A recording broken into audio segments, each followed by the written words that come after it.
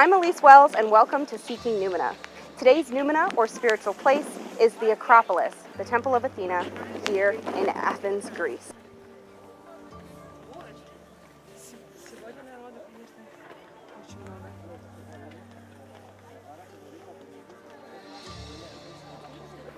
The Acropolis of ancient Greece was built about 300 BC. That's over 2,000 years ago. And when we think of the Acropolis, we usually think of the Parthenon, the building at the top. But Acropolis means the top of the city. So this whole area is actually the Acropolis, and one of the most spiritual rituals happened right here in the Theater of Dionysus, or Dionysus.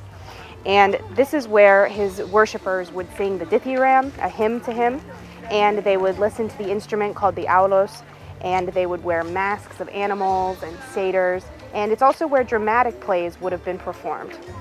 And interestingly, although we don't have any physical remains of it today, the theater was built on the ground of the temple to Dionysus.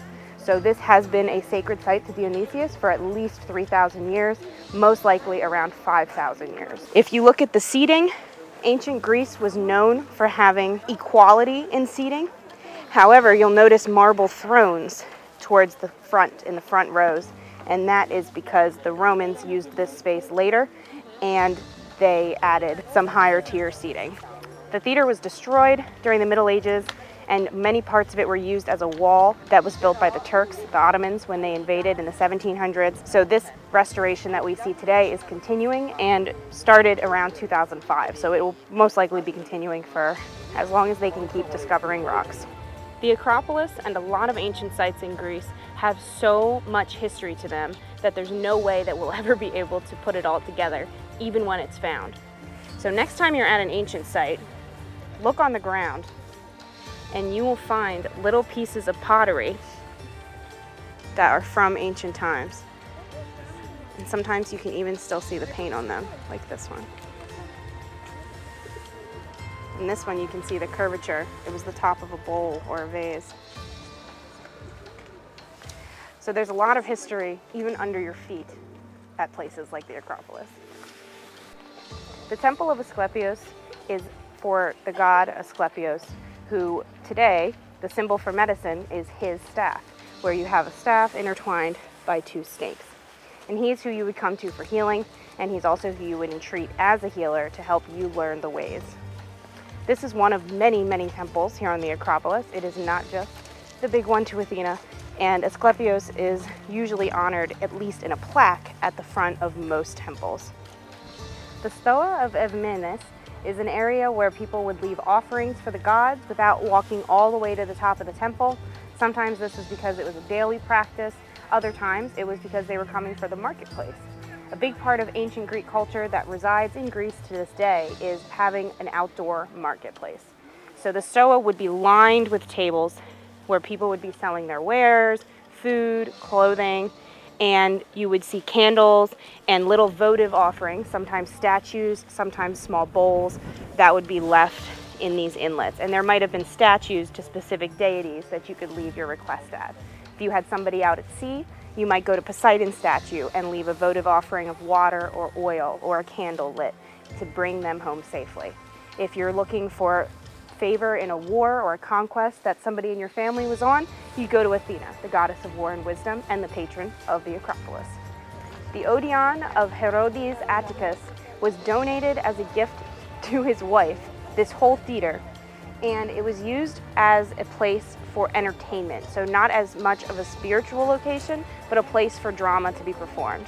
And the reason I wanted to show it to you is because it's the reason why many theaters today are called Odeons, this theater in particular. And it's considered the original Odeion. It's the most well-preserved theater of ancient Greece. And even today, as you can see, there's some people cleaning it and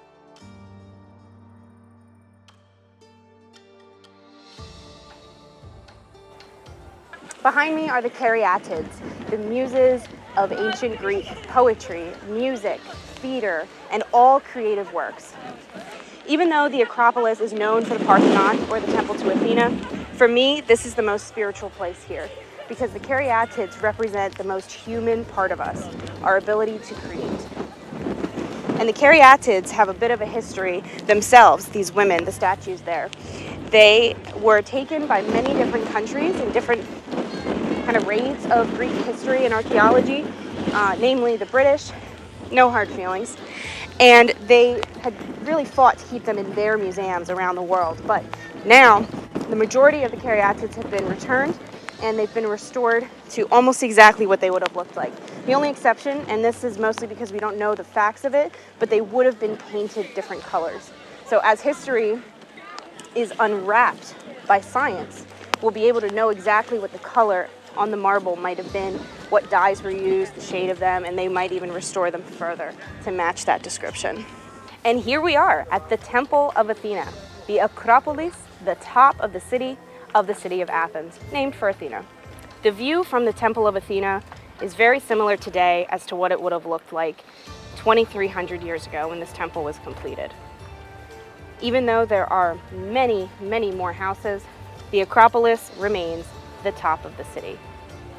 This was the first and most important temple built by the Athens hegemony when all of Greece finally united under one ruler in a democracy led in part by the Athenian statesman Pericles. So he commissioned the building of this temple to Athena, goddess of war and wisdom, and the temples of Poseidon at Sunio and the temple of Aphaea on Aegina, which together, from an aerial view, form a perfect triangle representing the three corners of spirituality in ancient Greek religion. So war and wisdom, Poseidon as the god of the sea. The sea was very important for conquest, for fishing, for the survival of the Greek people. And Aphaea was the goddess of agriculture and fertility. So having these three connected temples was really important to this connection of all Greek people. So it represented the coming together of Greece under one command of one democracy for the first time. And this is the main, most detailed build of any of the temples in Greece built at that time. And unfortunately, it stood strong until recently. It was only about 150 years ago that it was destroyed to this extent. The Germans were occupying here in the mid to late 1800s and were storing gunpowder, and it went off. So if you were here 250 years ago, it actually would have looked very close to what it looked like when it was first built almost 2,500 years ago. So there would be festivals and plays put on at the theaters we showed you, and this would have been the center for most Athenians to come, or at least look up at from the surrounding city, to feel great and proud of being Greek. Subscribe for more videos at spiritual sites around the world, including histories of more ancient temples in Greece.